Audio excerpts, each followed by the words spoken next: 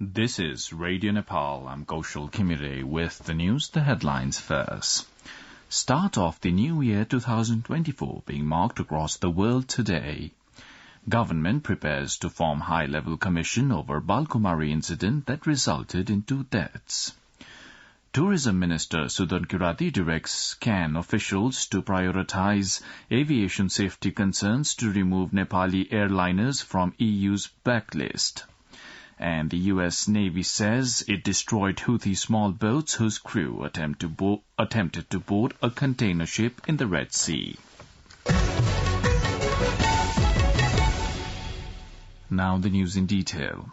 Today marks the start of 2024 AD. January 1st is celebrated as the first day of the Gregorian calendar worldwide, with fanfare and greetings being exchanged among family members, relatives, friends and colleagues. Nepali people celebrate the Gregorian New Year along with Baisakh 1st, which is the start of the Bikram Samvat New Year. Places like Pokhara in Kaski district, Thamel, Chamsikhel, Nagarkot and Darbar Marg in the Kathmandu Valley and other places such as Kuringtar, Thulikhel and Sauraha see huge crowds today to mark the New Year. Celebrations also took place yesterday to mark the New Year's Eve. The start of the new year is also a time to reflect on the past and look forward to a prosperous year ahead. The government has proceeded ahead with forming a high-level commission to probe an incident that occurred in Balkumari of Lalitpur on Friday, resulting in 2 fatalities. Prime Minister Pushpakamal Dahal Prachanda yesterday directed Deputy Prime Minister and Minister for Home Affairs Narayan Kaji Shrestha to form the high-level commission. The Home Ministry will prepare a proposal to this regard and present it to the Council of Ministers. According to Minister for Physical Infrastructure and Transport Prakash Jwala, a meeting of the Council of Ministers scheduled for today evening is expected to make a formal decision regarding the formation of commission. 22-year-old Birendra Shaha of Doti and 23-year-old Susan Rawat of Doilek, who were injured in a police clash following a demonstration, later died during the treatment. Youths demonstrated at Balkumari, citing they were barred from appearing in the EPS examination. The vehicle of Minister Jwala was also torched in the incident. A committee was formed by the Home Ministry the same day to inquire about the incident. The Nepali Congress has made a decision to give priority to qualified and proper individuals with clean image who are committed to the party and deprived of opportunity while selecting for the National Assembly's upcoming election.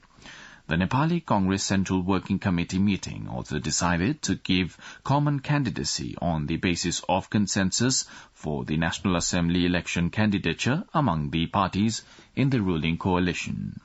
Speaking in the press conference organized yesterday at party office to make public the meeting's decisions, Nepali Congress Publicity Department Chief Min Bahadur Vishwakarma said the meeting appealed to all those involved in the peace process for common agreement.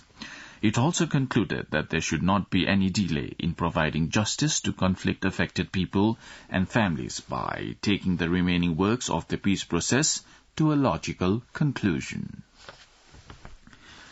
Minister for Culture, Tourism and Civil Aviation, Sudan Kirati, has directed the Civil Aviation Authority of Nepal, CAN, to abide by the concerns of the European Commission to remove Nepali Airlines companies from the EU's blacklist.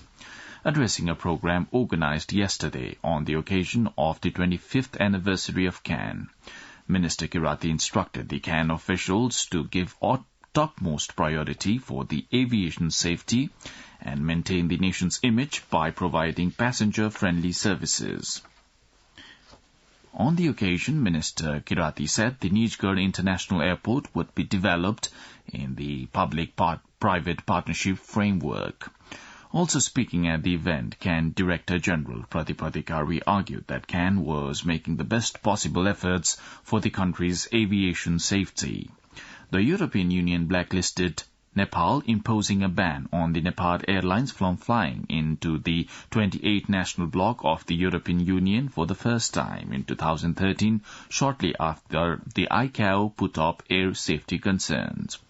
In 2017, the International Civil Aviation Organization, however, removed Nepal from its significant safety concern list. Minister for Foreign Affairs N.P. South has said the government was putting continuous effort for the safe release of Bipin Joshi from Kanchanpur, who has been held hostage by Hamas in Gaza. In his address to the 17th anniversary celebrations of Suklapata FM in Mahendranagar yesterday, Minister South said the government had consistently urged the government of Israel for Bipin's safe release. The people affected by the November 3rd earthquake in Rukum West have received the first installment of monetary assistance meant for building temporary shelters. According to an official source, as so far 19,717 beneficiaries at all 6 local levels in the district have received 25,000 rupees each. Assistant Chief District Officer Pravesh Bardwal said, though the district Disaster Management Fund allocated the budget for 23,600 eligible beneficiaries, the local Disaster Mitigation Fund distributed it to 19,000 people. You're listening to Radio Nepal's 8 a.m. English News Bulletin. On to an international update now. The U.S. Navy has destroyed Houthi small boats whose crew attempted to board a container ship in the Red Sea. 4 vessels from the Houthi-controlled areas in Yemen fired upon the Marisk Hongzhou and got within meters of the ship, according to the U.S. military. Helicopters from nearby U.S. warships responded to a disaster call and, after being fired upon, sank 3 boats in self-defense. The crews were killed and the 4th boat fled the area. A Houthi spokesperson said the vessel had refused to respond to warning calls and that 10 of its group members were dead or missing after the incident.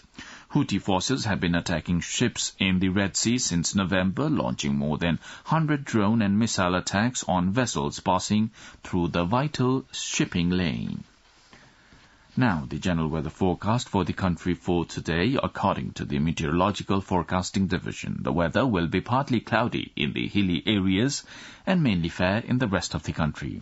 There is also a possibility of light snowfall at 1 or 2 places of the high hilly and mountainous region of the Kosi province, Bagmati province and Gandaki province.